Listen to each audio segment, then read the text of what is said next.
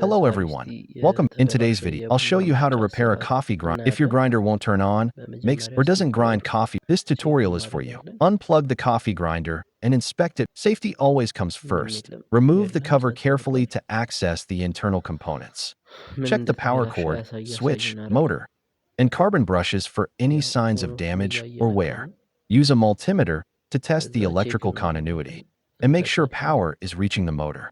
If you find a faulty component, replace it with a compatible part. Also, clean any coffee grounds and dust inside the grinder.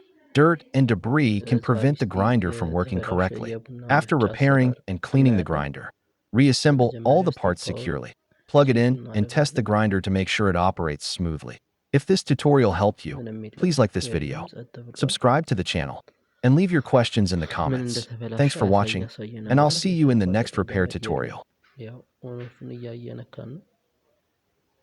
ከዛ ቼክ እናደርጋለን። ምንም የተቆረጠ ገመድ የለም። ኦኖፉንም እየነካን ቼክ እናደርጋለን። ከፈታም በኋላ ኦኖፉም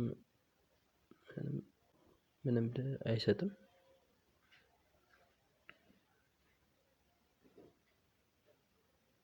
ስለዚህ ችግሩ ምንድነው? ኦኖፉ ነው ማለት ነው። ስለዚህ ምን እናደርጋለን? ኦኖፉ ላይ ያለውን ሁለቱን ገመዶች እናነሳለን። ይሄው ስንነካው መልቲሜትሩ ምንም ድምጽም አይሰጥም፣ ምንም አይሰጥም።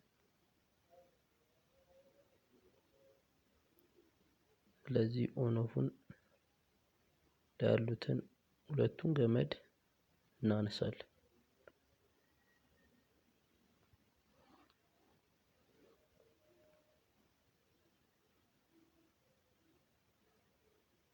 ብንቀይረው ምንም ያው ስለሆነ እናደርጋለን።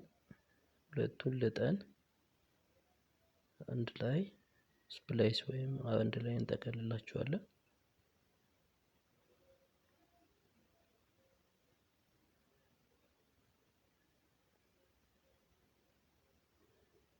ጠቀለል ነው። ከዛ እንሰካለን። ሰክተን እናያለን።